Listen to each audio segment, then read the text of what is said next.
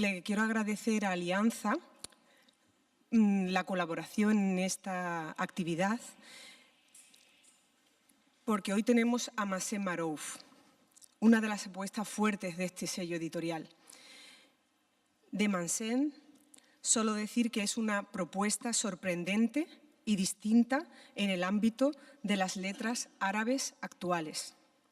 Alguien que plasma la experiencia personal no desde el realismo ni desde la confusión, sino desde una fantasía infantil desbordante. En compañía de Munir Hashemi, que Munir llevamos ya desde el año 2016 que nos conocimos. Él ha colaborado en los dos encuentros poéticos realizados en el Tres Festival, Voces del Mediterráneo, nuestro festival literario bienal. Y con él, y gracias a él, vamos a conversar con Mazen Marouf y presentaremos su novela Chistes para milicianos. Este proyecto esta actividad está encuadrada en el 10º aniversario del proyecto Tres con Libros. Muchos de vosotros estáis aquí. Gracias a este proyecto estamos dando a conocer toda la literatura realizada en el Mediterráneo. Tenemos aquí también a María Jesús Barrios, que le quiero agradecer porque con ella llevamos a cabo el Tres con Libros, pero en el Centro de Inserción Social de aquí de Sevilla. También aprovecho para darle las gracias a mi compañera, mi fiel compañera Gemma Arcos, que sin ella esto tampoco sería posible. Hoy que tengo la oportunidad, también a todos los miembros de Tres con Libros por estar aquí. Solo voy a presentar brevemente a Munir. Él nació en Madrid en el año 89, estudió Filología Hispánica en la Universidad Autónoma de Madrid y tiene un máster en Estudios Latinoamericanos por la Universidad de Granada. Él es también un escritor novel, ha publicado su novela con Periférica, Cosas Vivas, que le deseamos muchísima suerte y esperemos que pronto podamos presentarla aquí. Yo sin más les doy las gracias a los dos por estar aquí, especialmente a Mazen Marouf por regalarnos este Chistes para milicianos. Muchas gracias.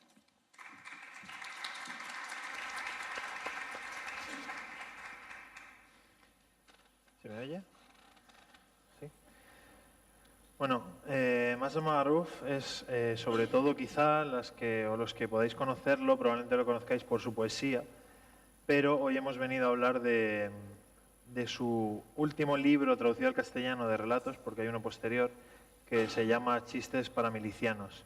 Mazen es palestino, criado en Líbano, en un campo de refugiados, y quizá para nosotros, para mí al menos, es bastante difícil entender que alguien que, bueno, ahora Mazen nos lo podrá aclarar, pero en entrevistas que yo he leído él decía que nunca había pisado Palestina.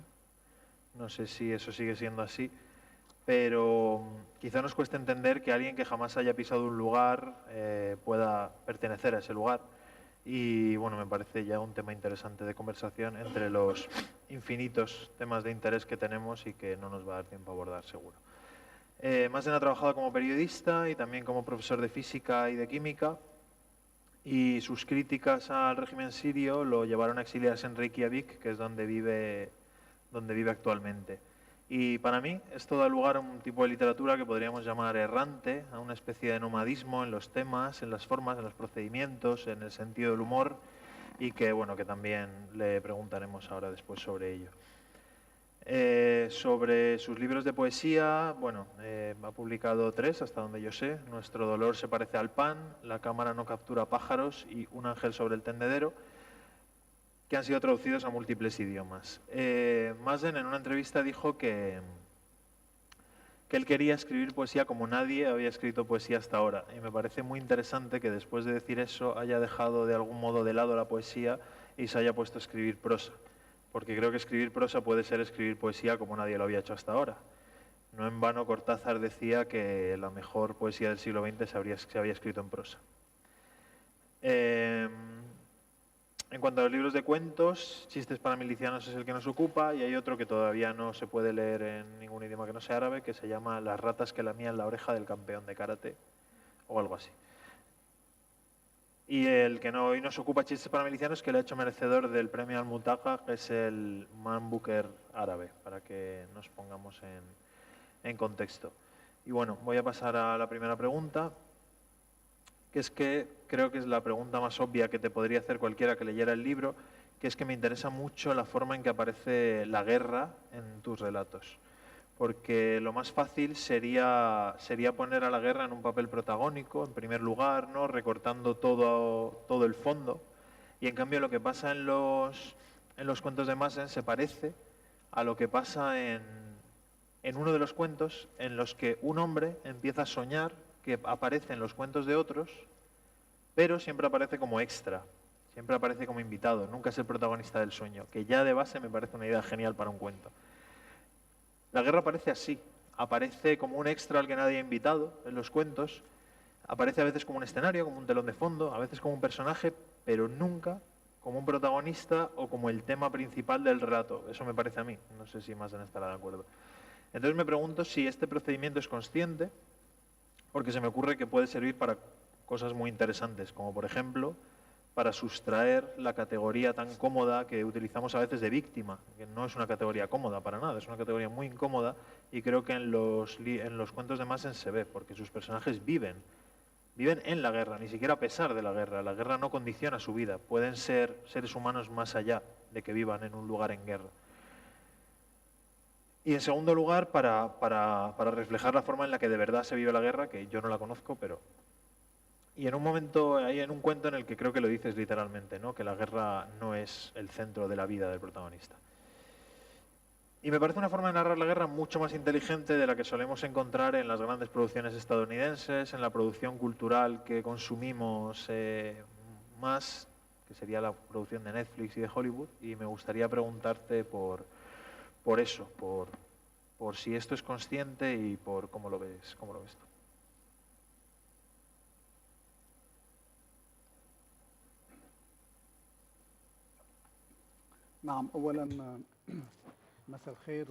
Sí, en primer lugar, buenas tardes. Muchas gracias por la invitación. Gracias a la Fundación Tres Culturas. Me honra estar aquí en Sevilla.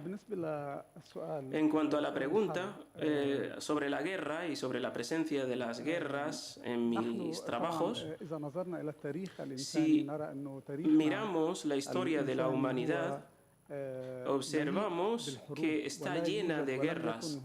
No ha habido ningún periodo de paz estable o que dure, por lo menos en los últimos 1000 años. Por lo tanto, la guerra ha jugado un papel importante en la memoria del ser humano a lo largo de la historia. Y en mi caso, he tenido esta experiencia en Beirut. He vivido la guerra civil libanesa al principio en los 70 y luego en los años 80. En este libro, la guerra, he intentado comprimirla hasta el punto de que sea una circunstancia social existente. La gente vive bajo esa guerra o bajo el paraguas de esa guerra, pero no es como si viviera sin que supiera que existe esa guerra, sin ver las consecuencias de esa guerra en sus vidas cotidianas y sin permitir que la guerra controle sus vidas, su quehacer diario. Hay otra cuestión, y quizás es más personal. Y es que yo intento siempre escapar de enfrentarme a la realidad, porque la realidad en la que viví es muy dura y quizás yo no estoy preparado para enfrentarme a esa realidad. Y he encontrado una forma y la forma es que convertirlo en una fantasía, en una imaginación, y lo utilizo como una materia prima para la fantasía, y por lo tanto consigo alejar la guerra, la convierto en una escenografía existente, una escenografía muda y invisible. Pero las personas que viven en el escenario de esta guerra son las personas que viven, son las que se mueven, son las que toman decisiones y tienen un comportamiento a pesar de que la guerra les afecte y les lleve a tomar unas pautas de comportamiento irracionales a veces.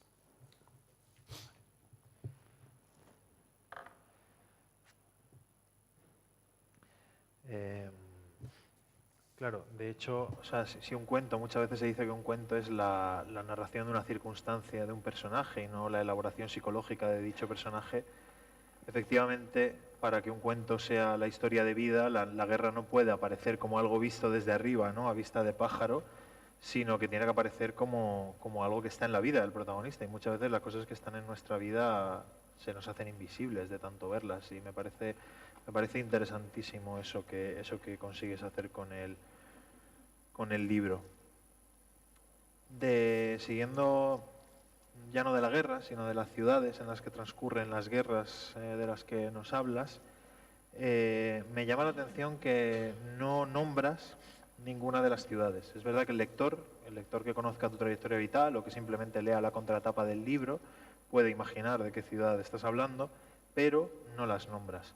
Eso me hace pensar en un primer momento que a lo mejor es una forma de decir, como me ha llamado la atención que has empezado por ahí tu respuesta, ¿no? Has dicho, en los últimos 1000 años al menos no ha habido ningún periodo duradero de paz.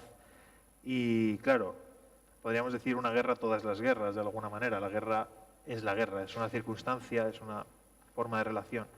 Y de alguna manera no nombrar la ciudad es una forma de decir la guerra es la guerra, no importa qué guerra, ¿no? Pero por otra parte es verdad que se utilizan bastantes arabismos en el libro y eso puede ser simplemente una consecuencia lógica de que tu lengua materna es el árabe, pero se me ocurre que también puede ser una forma de decir, no hablo de cualquier guerra, sino de cualquiera de las guerras que llevamos viviendo desde hace al menos medio siglo, bastante más, en el mundo árabe.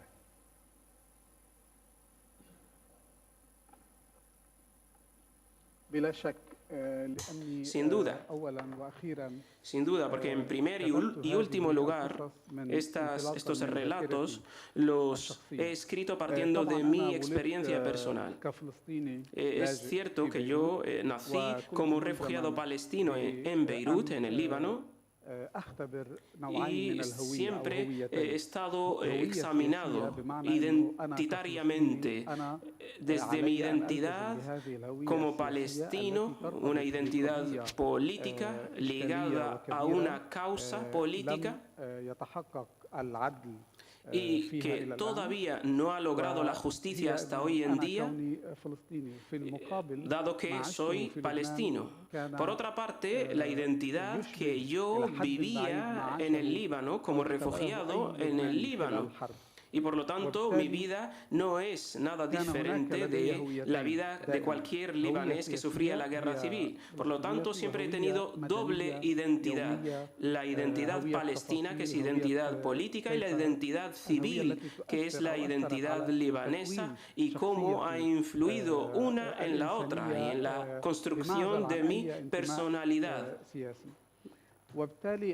Y por lo tanto, esta sinergia entre las dos identidades me hizo incapaz de reconocer a Beirut como mi propia ciudad, porque yo no tengo ningún documento que demuestre que sea ciudadano libanés.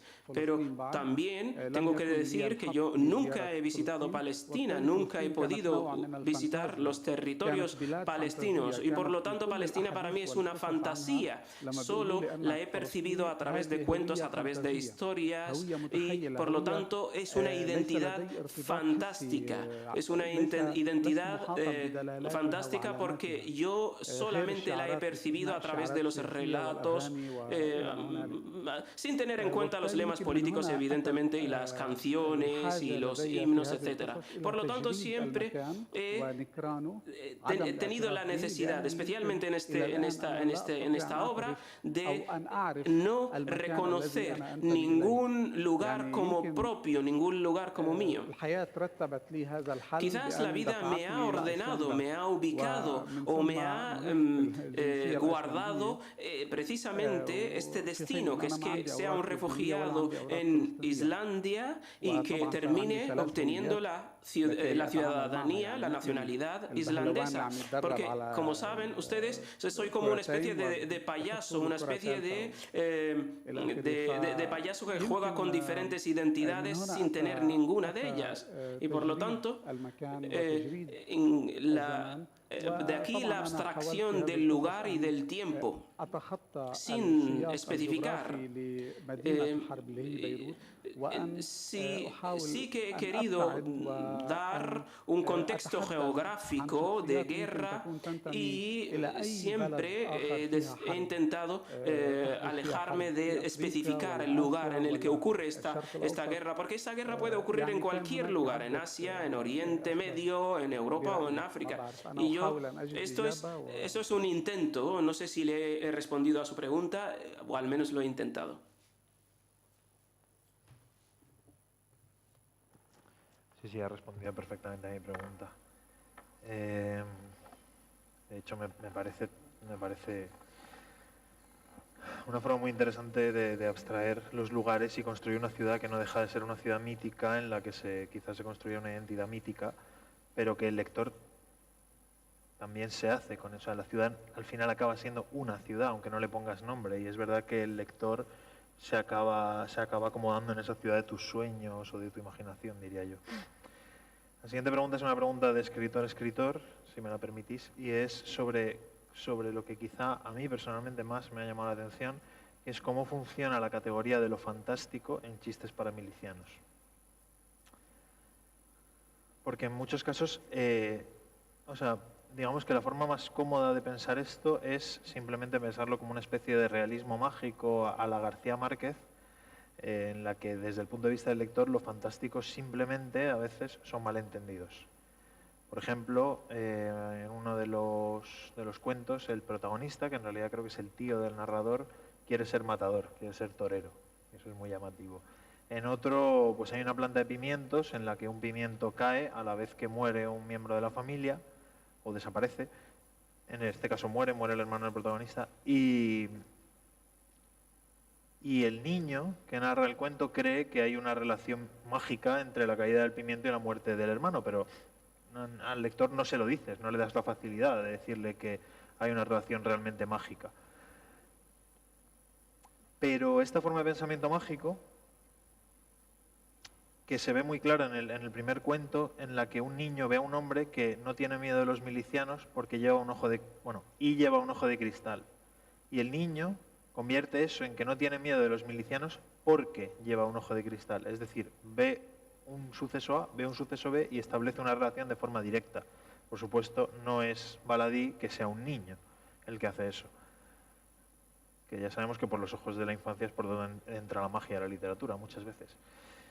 Pero de ahí no es tan claro ese realismo mágico, porque a veces simplemente la realidad queda descoyuntada en un sentido kafkiano, como quizá el cuento que a mí más me ha estremecido, que es el de la pareja que guarda un coágulo de sangre, que además se llama Munir, como si fuera un bebé. Y a veces se mezcla con lo grotesco o con lo humorístico, y en ese sentido me llama mucho la atención que hayas utilizado la palabra payaso que juega con identidades, como quizá ocurra más en los cuentos de Roald Dahl, que creo que ya te han filiado con Roald Dahl en otras ocasiones. Como por ejemplo el cuento en el que los coches se convierten en galletas. Y en otras ocasiones lo fantástico está impregnado de cierto simbolismo, como en el cuento del hombre que tocaba una gramola, pierde los brazos y cuando vuelve a escuchar la música vuelven a crecerle los brazos. Y por último, a veces incluso llega la fábula, como en el cuento Juani Ausa, que es el último del libro, si no me equivoco, en el que un toro se humaniza o un hombre se toriza, o como se dijera. Entonces, me imagino que podrías estar hablando ahora sobre este asunto e incluso dar un taller literario, pero bueno, te pediría que de alguna manera nos resumieras cómo funcionan los procedimientos fantásticos y por qué los utilizas así.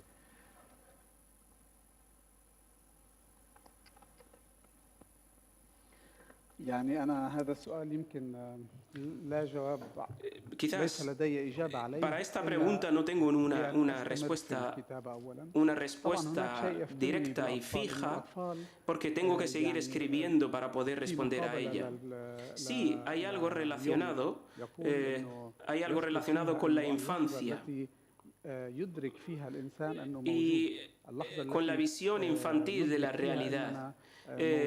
hay quien dice que el momento en el que nos empezamos a ser conscientes de la vida que nos rodea, de quién somos nosotros, es en la edad de 10 a 11 años. Y ahí salimos de un escenario de neblina, que es la vida de un niño, y empezamos a crecer y a madurar ya como personas adultas. Yo creo que los niños están libres de todo tipo de censura, censura del consciente, de la conciencia. Esa censura que cuando vamos creciendo vamos recurriendo a ella para que determine nuestro comportamiento y nuestras decisiones en la vida cotidiana, o nuestro comportamiento y nuestras relaciones diarias. Esto por una parte. Por otra parte, he intentado en estos relatos he intentado ser fiel a la situación o a las vivencias de los niños en un escenario de guerra. Los niños, yo personalmente, cuando era niño en una guerra, no era consciente de qué ocurría a mi alrededor. Había muchas distorsiones. Creíamos que estábamos en una señal, en una línea que separaba la muerte de la vida. Y precisamente esa distorsión de la realidad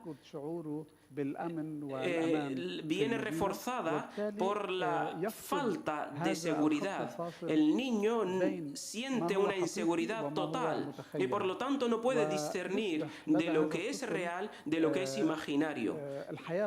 Y así el niño, la vida para él comienza a ser o estar compuesta de una parte imaginaria y de otra parte imaginaria, ni siquiera de una realidad y una imaginaria. Es como dijéramos en inglés, two fictions, dos ficciones son las que vive el niño en ese escenario. He también querido mezclar con aspectos dramáticos, trágicos, también con la ironía, con el humor, y he intentado a través del libro reflejar todos los sentimientos y el comportamiento de los niños a través de la narrativa y a través empujando a los personajes al filo, siempre al filo de lo imposible, al filo de la crisis. Y por lo tanto aquí tengo que decir que la fantasía no es algo sencillo. No es algo sencillo porque no puedes abusar de lo imaginario, pero al mismo tiempo no quieres que la realidad determine tus pautas y tus pensamientos. Creo que hay una peculiaridad en la literatura árabe, y es que después del colonialismo y del protectorado francés e inglés, el poder lo han ocupado militares.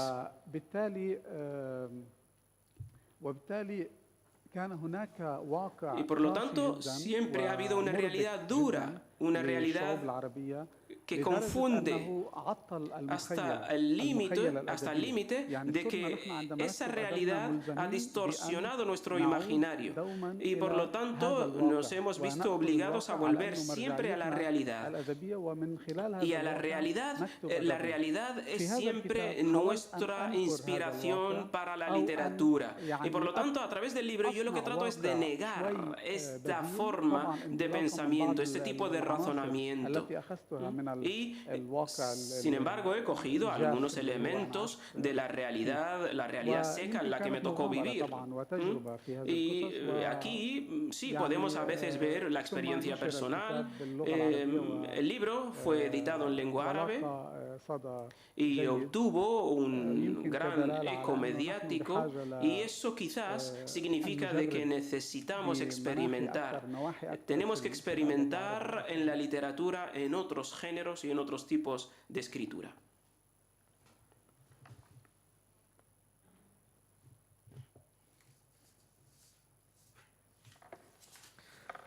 Sí, de hecho, bueno, sin ser yo especialmente psicoanalítico, pero lo primero que me llamó la atención del primer cuento del del libro es que es un niño que quiere sacarle, bueno, se estoy estropeando un poco el libro o abriendo la boca, no lo sé. Es un niño que quiere que su padre pierda un ojo para ponerle un ojo de cristal para que los milicianos no le tengan miedo.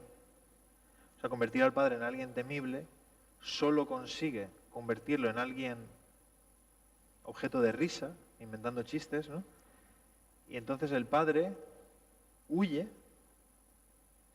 que es interesante porque es lo que dices, de huir de la realidad, y el niño acaba con un ojo de cristal, es decir, acaba convirtiéndose en el padre, acaba convirtiéndose en figura de autoridad, ¿no? Perdiendo esa capacidad infantil y convirtiéndose en figura de autoridad. Me parece que la infancia funciona de forma fascinante en este libro, porque no es solo fantástica, ni solo humorística, ni solo una huida, que son cosas que yo ni siquiera había visto leyendo el libro, las pienso ahora escuchándote a ti, que, por ejemplo, el tema de la huida, ¿no? De cómo se vive y se fabula para huir de alguna manera, ¿no? Pero para huir creando un mundo fantástico. Y eso, relacionarlo con la literatura árabe y los gobiernos militares, me parece muy interesante.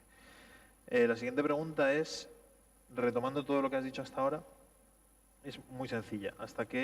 ¿En qué sentido, si es que lo crees, si crees que Chistes para milicianos es un libro político, y en qué sentido es un libro político?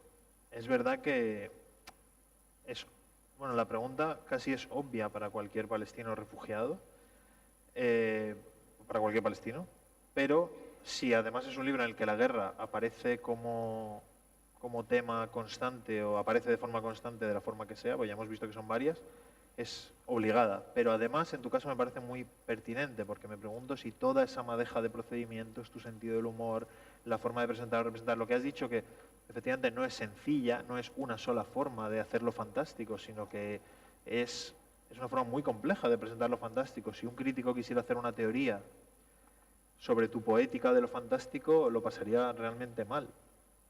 Entonces me pregunto si todo esto va encaminado a algún fin político y de qué manera.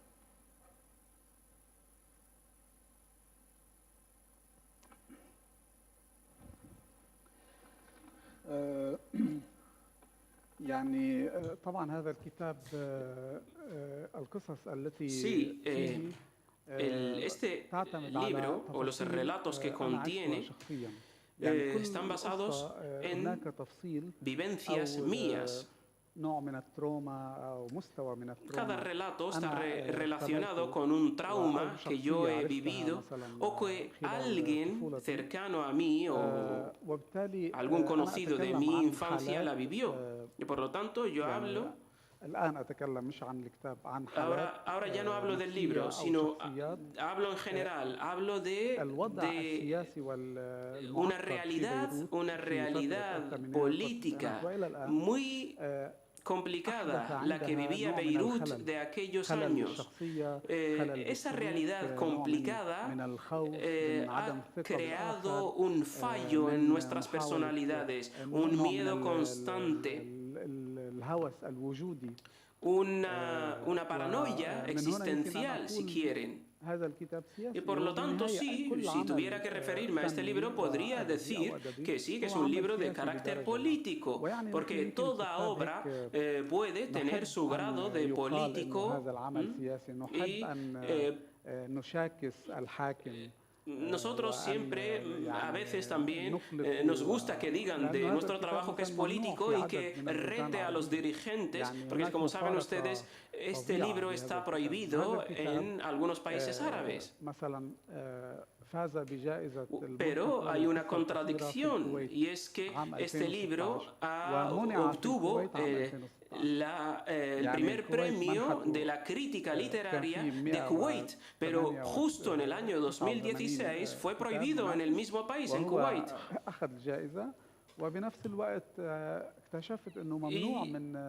Por lo tanto, me extrañó mucho y es una contradicción evidente que al mismo tiempo obtiene el gran premio, el mayor premio en Kuwait, pero en la Feria del Libro de Kuwait no se podía exhibir porque está prohibido. Eso es una contradicción constante y esto es debido a su carácter político, quizás. Pero me gustaría filosofar un poco en mi respuesta, si me lo permiten. Y quiero decir que algunas de las cuestiones que más me sorprendieron en mi experiencia durante la guerra de Beirut, nosotros vivíamos en barricadas y hemos pasado muchos ratos de nuestra vida precisamente en esos búnkers, si me lo permiten. Y cuando nos bombardeaban en el exterior, nosotros estábamos dentro del búnker, todos con un miedo aterrador, pero en un determinado momento vemos que una persona dentro del búnker trata de reírse de otra, y a pesar de ese miedo que vivía, y uno se ríe del otro, y se convierte el ambiente del miedo en un ambiente de ironía, de humor. Y yo creo que hay algo mágico en la lógica de la ironía, que quizás la eleva hasta lo más alto de la imaginación. Puedes hacer de una ironía un relato, y es un cuento, es un suceso dentro de un momento determinado, le das un giro irónico y se convierte en fantástico, se convierte en un relato. Por lo tanto, la lógica de la ironía para mí era una escapatoria psicológica, una escapatoria de esa guerra en la que vivíamos. Y yo esto no lo llegué a comprender en todo su calado hasta después de escribir el libro. Y luego empecé a pensar de dónde me vino a mí esta ironía, que a veces me veían como una persona en realidad muy apartada, que no quiere relacionarse con los demás. ¿Cómo? ¿De dónde ha obtenido precisamente la inspiración para escribir un relato así? Y yo creo que eso nace de mi infancia, de la realidad en la que viví, y aquí siempre ha estado presente la ironía y el humor, siempre han estado presentes al lado de la drama y de la tragedia, siempre han estado en mi vida, nunca me han dejado. Me llama la atención porque hay un cuento en el que un niño de los 9 años decide dejar de sonreír, ¿verdad? Decide, como una especie de gesto radical, dejar de sonreír para toda su vida, y no me imaginaba que de alguna manera estaba basado en hechos reales, ¿no? Es verdad que la ironía a mí me parece que también siempre tiene algo de trágico, siempre es la risa ante una imposibilidad o ante la impotencia de conjugar lo real con lo deseado, ¿no? Ahí nace esa risa irónica de la que en la literatura se puede extraer tanto. Y me gusta mucho que, si te pregunto por qué tu libro es político, me respondas que es político porque ha habido una reacción política a tu libro, ¿no? Que es la prohibición. Me llama la atención porque normalmente los escritores se cierran o nos cerramos en el propio libro, y me gusta eso de que realmente es político por cómo lo lee la gente. Si la gente no lo leyera no habría politicidad alguna. Siguiendo un poco por esa línea, me gustaría preguntarte también, si nos quieres contar un poco sobre tu vida, tu origen, en el sentido de que, digamos que tu biografía es claramente errante, tú lo has dicho. Tu identidad política es la palestina, tu identidad civil es la libanesa, pero también es verdad que tú imaginas Palestina, porque nunca has estado en Palestina. Entonces eres una especie de nómada identitario. Y me pregunto también tu opinión sobre si esas modulaciones en las personas verbales, en los puntos de vista, lo que hemos dicho en el sentido del humor, en la forma de aparecer de lo fantástico, etcétera, etcétera. Es un libro súper heterogéneo, y me pregunto si crees que eso tiene algo que ver con esa especie de decalage vital en el que te encuentras y en el que vives, y el que te configura.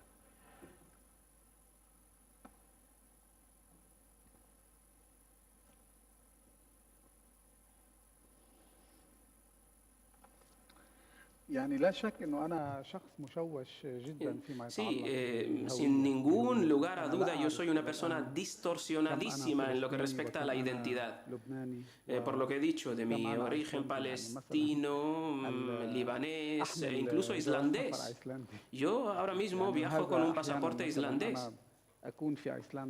A veces estoy en Islandia y estoy preparando algo para comer y me detengo un momento y me pregunto a mí mismo si de verdad estoy en Islandia. Hay algo muy extraño, porque mi cerebro, mi mente está en Beirut, o está al otro lado al menos, pero mi cuerpo está presente en un lugar muy frío, en una cultura muy diferente de la mía. Es una cultura muy bonita y muy bella, pero es muy diferente. Es un lugar muy diferente del lugar en el que viví y me pregunto cómo puedo construir una relación sana con esa realidad. En el 2016 visité Palestina por primera vez, los territorios palestinos, como islandés. Es evidente que yo no tengo un pasaporte palestino, solo tengo un documento de viaje palestino.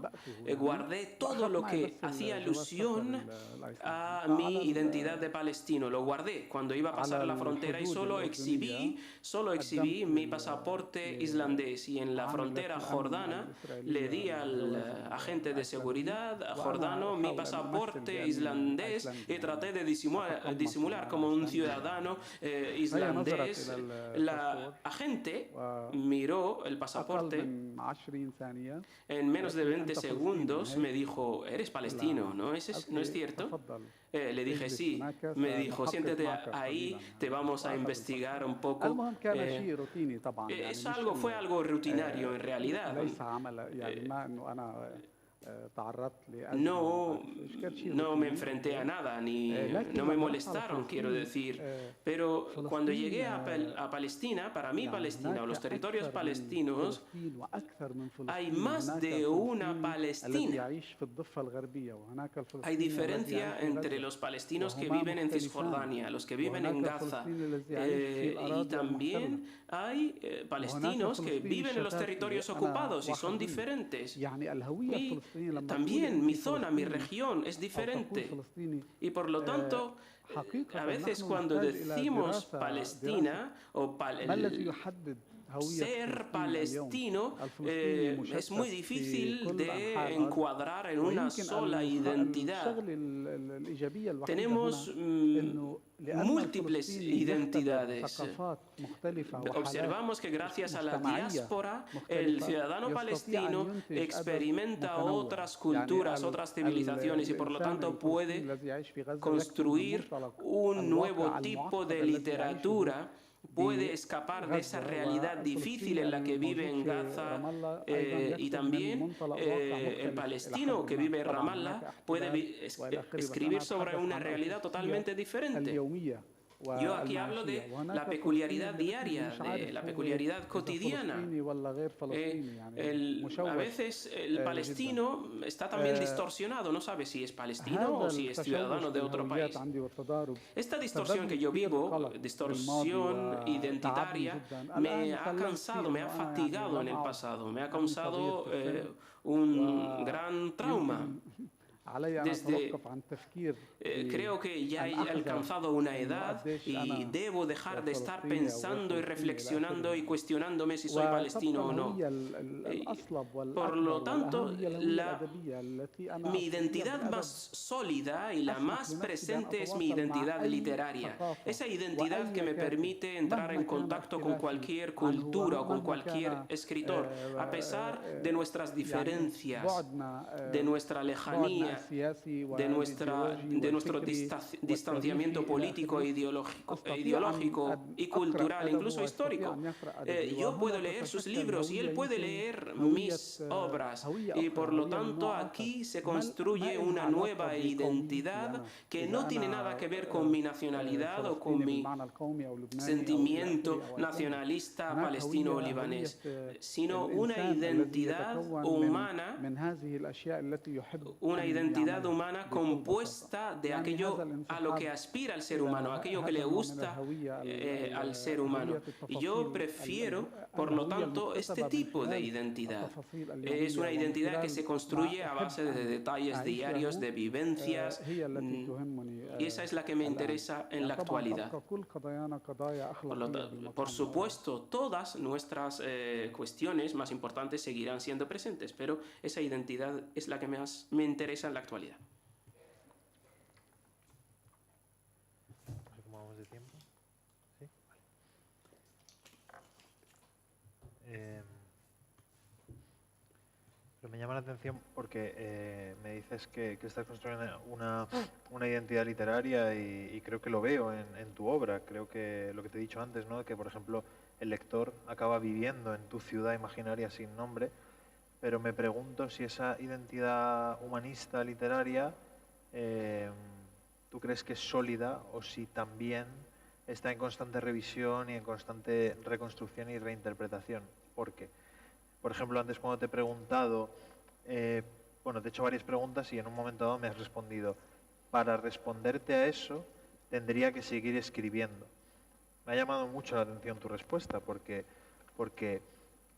estás llevando esa errancia que yo he descrito de tu identidad personal, civil, política, tú mismo lo has dicho. O sea, yo, por ejemplo, a pesar de ser hijo de una persona de una nacionalidad y otra de otra, jamás habría dado esa respuesta. O sea, yo no tengo una identidad civil y otra política, ¿vale? Entonces, en ese caso, quizá tú recoges tu identidad civil y tu identidad política en la escritura, pero eso no significa que puedas dejar de escribir, ni significa que haya algo sólido debajo de la literatura en lo que tú te puedas basar.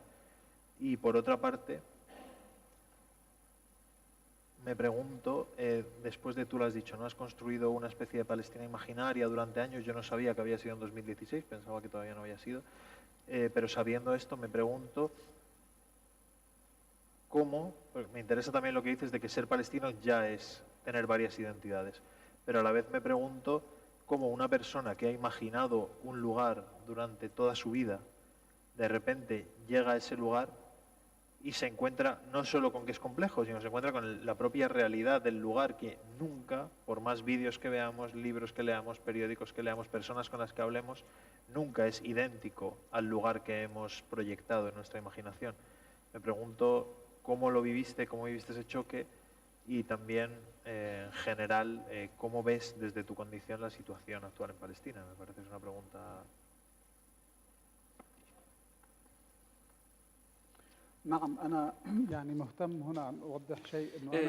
Quisiera dejar una cosa clara aquí. Y es que mi memoria se fundó sobre la idea de que Palestina es mi patria, porque mi madre palestina siempre me contaba sobre su tierra, sobre Palestina, y yo he participado de un modo u otro en la causa palestina, y sé que hay algo muy profundo en mí que parte de que existe una causa por la que no se ha impartido justicia hasta el momento, y es la causa palestina. Pero luego visité, después de Palestina, visité Malmö, en Suecia. Después de mi visita a los territorios palestinos, estaba demacrado, estaba muy dolido por la realidad que he visto sobre el terreno. No es nada parecida al imaginario que yo tenía de Palestina. No hablo solo de la ocupación israelí, sino también de los políticos palestinos y también de quien está en el poder en Cisjordania y en Gaza. En Palestina tenemos un grandísimo problema y es esta división. Tenemos que ser valientes, tenemos que reconocer que de puertas para adentro tenemos un gran problema que debemos resolver entre nosotros. En cuanto a la identidad literaria, hay algo. Yo he leído, no sé si mucho o poco, pero he leído un relato relato de Nikolai Gogol, a Kafka, مويان Assini, جوردماير وكل هدول y todos estos autores. أتخيل لأنه مدننا Yo me imagino que siempre he pensado que nuestras ciudades cambian a un ritmo vertiginoso en la actualidad. Cuando leo relatos de hace 70 u 80 años o los relatos de Gogol, yo los veo como cuentos fantásticos, porque esa realidad que trata el relato, el cuento, no existe en la actualidad. Sin embargo, por lo tanto, las personas siguen sufriendo lo mismo, siguen sufriendo las durezas que vivimos hoy en día. Y yo creo que de ahí aprendí de todos esos escritores por los que siento una admiración grandísima, y por lo tanto también cogí de Las Mil y Una Noches y del Don Quijote también, de ahí he encontrado la inspiración. Porque tienen un poder de imaginación, una capacidad de dar rienda suelta a la imaginación. Y aquí de aquí saco a veces el impulso para seguir escribiendo, porque todos aspiramos en nuestra vida a escribir algo bonito y a seguir construyendo esa identidad, en mi caso la identidad literaria.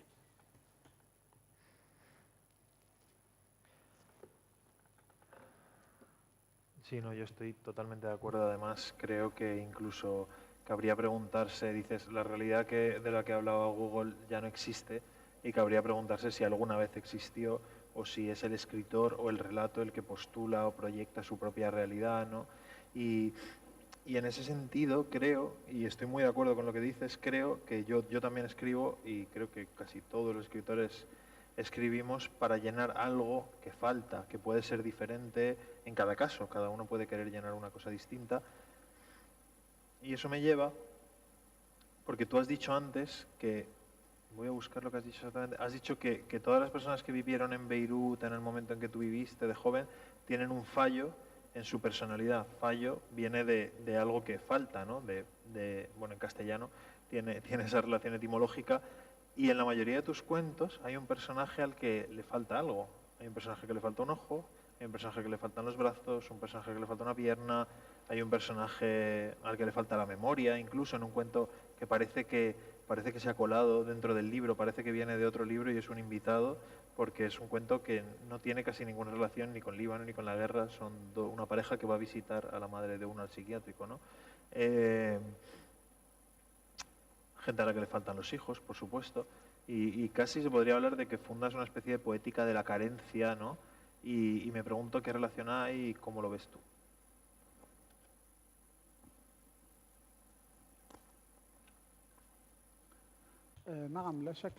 Sí. Los personajes siempre tienen un fallo. Mis personajes siempre padecen de algún fallo, algún error. Y esto siempre les digo que viene de la realidad que yo viví en Beirut. No quiero decir que todos los ciudadanos que vivían en Beirut en aquella época tenían un ojo de cristal o le faltaba un brazo, no, sino que a veces encuentro la inspiración en algunos personajes que he visto. Y recuerdo, por ejemplo, una guerra de milicias en Beirut que iba edificio por edificio, calle por calle. Esa era la guerra civil que nosotros hemos vivido en Beirut. Por lo tanto, hemos vivido en una época en la que se nos impuso no confiar nunca de tu vecino. Y de repente vivíamos de forma amistosa y de repente hay un clima político que nos dice no confíes de tu vecino. Entonces aquí comienza como una paranoia, una distorsión de la lógica social y de la realidad social. Sabemos que el ser humano es un animal social, es un ser social. Y, sin embargo, hay una realidad política que le impone a no ser social, a ser enemigo los unos de los otros y a ser enemigos acérrimos. Por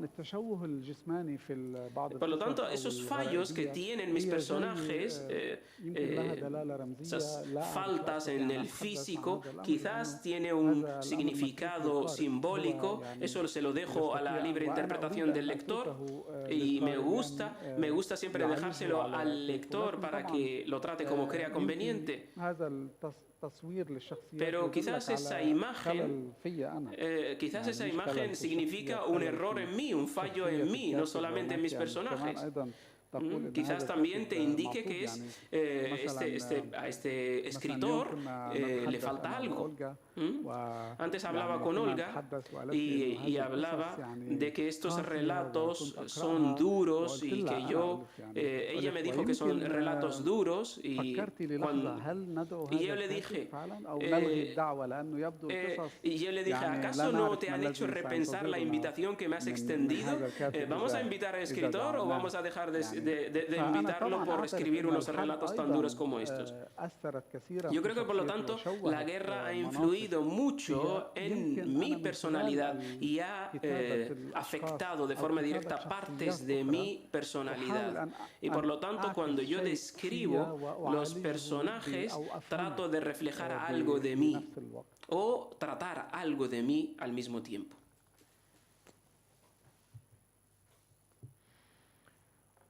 ¿Hay tiempo para una última? Vale.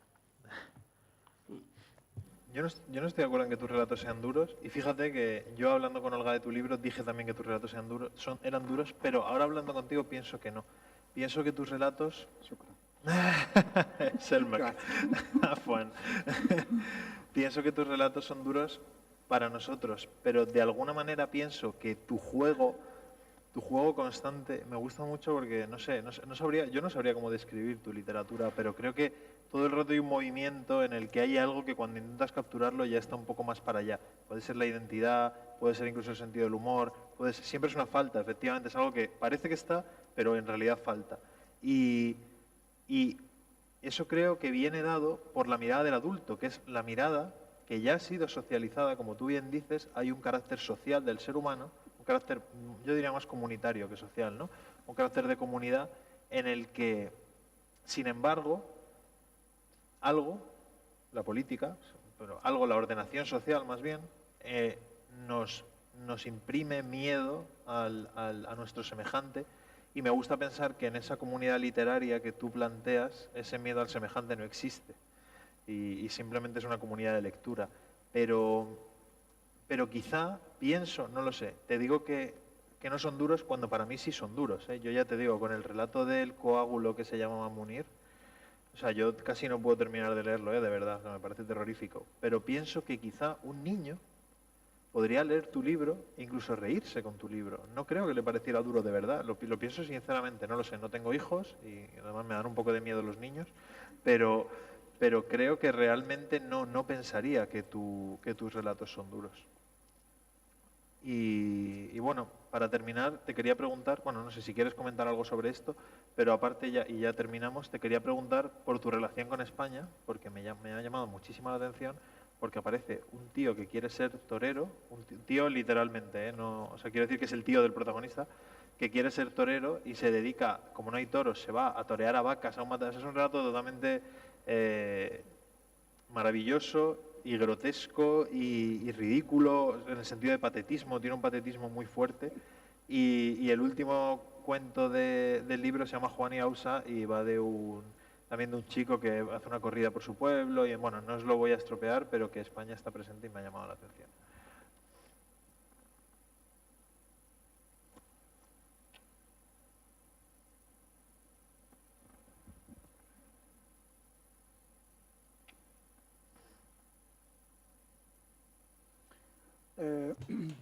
طبعا هي علاقة Sí, es una relación, la relación con España proviene de la literatura.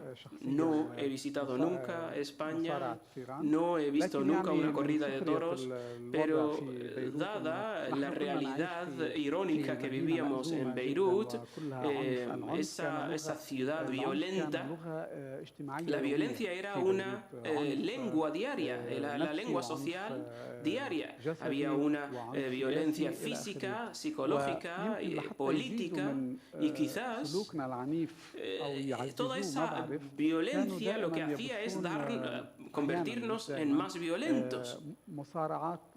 Y aquí lo que siempre se me ha parecido como una corrida de toros, como los toreros tratan de lidiar con el toro. Y esto quizás tiene que ver con también unos recuerdos que tenía de niño cuando he visto por primera vez por la tele una corrida de toros que nunca llegué a entender, por cierto.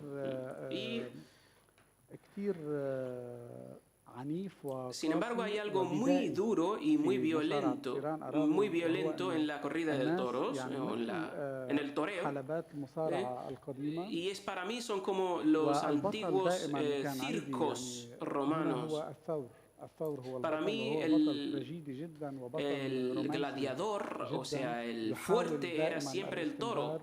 El toro siempre intentaba resistir hasta el último momento, a pesar de que quien lo rodea, que es el escenario, es la plaza llena de seres humanos que le deseaban la muerte. Y por eso de ahí el simbolismo del toro. Y esta idea la utilicé y me pregunté qué ocurriría si de verdad hay una persona que cree que esta práctica, la práctica del toreo, cree en esta práctica y decide convertirse en torero.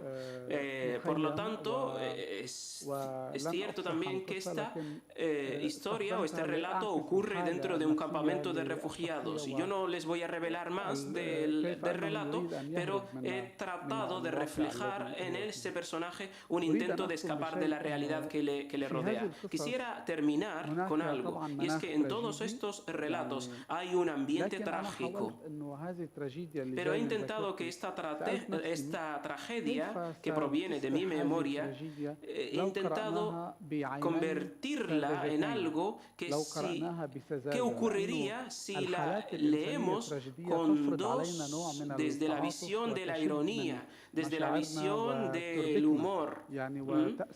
Y sabemos que dentro de la tragedia hay hechos duros, hechos muy duros, y esa dureza nos impide a veces romper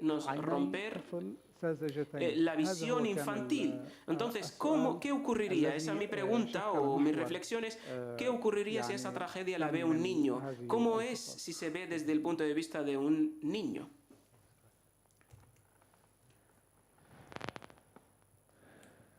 Pues... ¿Qué?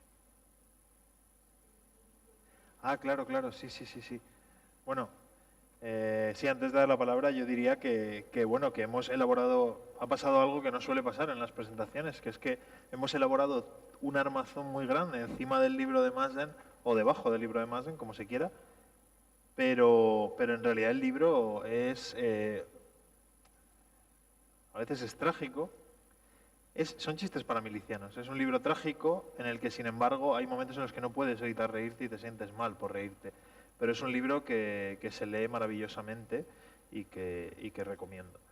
Y no sé si alguien quiere preguntar algo.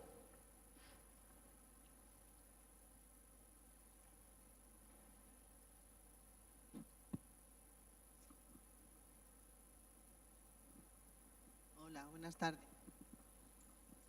¿Se oye bien? Sí. Yo me leí el libro el domingo por la tarde, una tarde así que se esperaba que lloviera, y dije, pues voy a ver qué pasa, ¿no?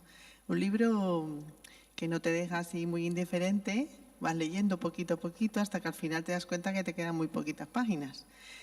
Yo quería preguntar, bueno, no sé si preguntar, pero como dice que está basado en vivencias personales y de gente conocida, la figura del padre queda por ahí un poquito, es una figura difícil en distintos relatos que aparece, la figura sobre todo paterna, ¿no?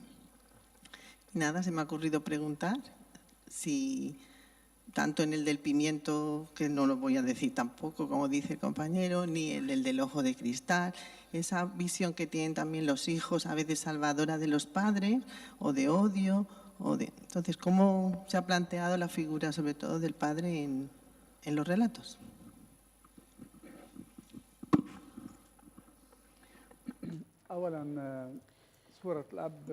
En primer lugar, sí, la imagen del padre proviene de mi experiencia personal. Yo tengo una relación problemática con mi padre, no nos entendemos. Y por lo tanto, quizás me he vengado de él en estos relatos. Y después de publicarse el libro, temía mucho cómo iba a reaccionar mi padre, porque es una persona muy impulsiva. Pero me preparé para todo tipo de insultos, para todo tipo de descalificaciones. Pero en realidad es que él estaba la mar de tranquilo, estaba feliz y le parecía bien el libro.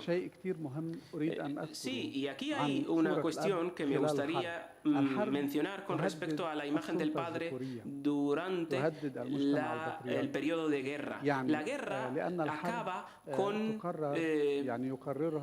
esa visión paternal e impone una visión machista, una visión del hombre, porque la guerra la imponen los hombres y la imponen sobre toda la sociedad. Y le dicen a la sociedad, tenéis que acatar esta orden, esta imposición. Y los primeros afectados precisamente por esta imposición son los niños y las mujeres. La mujer es la primera superviviente, es la primera victoriosa de una guerra, porque es la que vela por la salvaguarda de todos, por los niños, es la que vela por la comida, por el refugio, incluso le relata cuentos a sus hijos para alejarlos de esa realidad bélica. Sin embargo, los hombres siguen enfrentándose los unos a los otros. Por lo tanto, el poder de los hombres, o sea, los hombres civiles que desempeñan un rol civil, incluso se ve amenazado por parte de sus hijos. Cuando sus hijos se alzan en armas, su papel se ve amenazado porque no son, no demuestran esa fuerza bélica que sí que tienen los militares. Y por lo tanto, la guerra muchas veces acaba con la visión o con el papel del padre, y aquí hay un roce, que es la autoridad del padre, hay un roce con el hijo, debido precisamente a esa visión patriarcal que impone la guerra.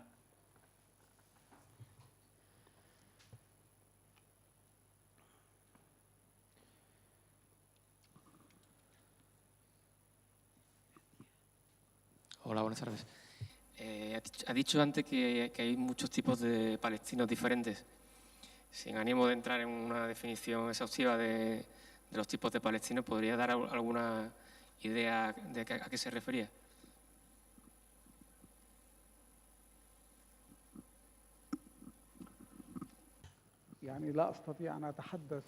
No puedo darle una definición específica, porque no he visitado toda Palestina durante mi primera y única visita. Yo solo me encontré con algunas personas de Gaza y algunas de Ramallah. Me encontré con algunas personas de Gaza que vinieron a la exposición del libro y me dijeron que es la primera vez de sus vidas que salen de Gaza. Y para ellos es como si hubieran viajado al extranjero, a un lugar muy lejano.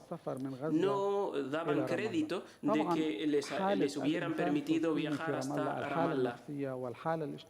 Es cierto que la realidad social y diaria de los palestinos en Ramallah es muy diferente de la realidad de Gaza. Y de aquí que el escritor de Gaza y de Ramallah escriben sobre realidades diferentes y tienen diferentes puntos de vista o diferente tipo de inspiración. Porque el de Ramallah vive en una situación, si se quiere, un poquitín más tranquila, mientras que el ciudadano, el escritor de Gaza, se ve obligado a seguir conservando su identidad, a luchar y a oponerse a esa identidad que le quiere poner la ocupación israelí. Y esto lo he visto patente, lo he visto en los territorios ocupados de Palestina, y me sorprendió muchísimo la gran resistencia que tienen los palestinos para defender su identidad y su cultura. También tienen que saber que a veces hay palestinos que conviven con ciudadanos israelíes, van a los mismos sitios, van a las mismas cafeterías, van a las mismas actividades culturales, y por lo tanto hay una realidad. Se crea una realidad diferente, dado ese contacto constante entre el ciudadano civil palestino y el ciudadano civil israelí. No hablamos solamente del carácter político, del carácter militar. En cuanto a los ciudadanos palestinos de la diáspora, creo yo que escriben más sobre la fantasía, están más distorsionados desde el punto de vista palestino. Y quizás reflexionan sobre su realidad en el exilio, ¿sí? En la diáspora. Yo, por ejemplo, puedo escribir sobre mi diario de vida en Islandia, pero yo sigo siendo palestino. Y aquí comienza la distorsión, porque yo no vivo Palestina, no estoy presente ahí, no lo veo constantemente, sino que puedo utilizar la realidad islandesa en la que vivo para escribir de forma diferente, a pesar del drama que llevamos siempre metido en la sangre todos los palestinos. Vale, pues aquí cerramos. Nada, dar las gracias una vez más a Tres Culturas, daros las gracias por haber venido, dar las gracias a Mazen y nada, recomendaros una vez más su libro. Ahora va a haber firma y pediros un aplauso para Mazen.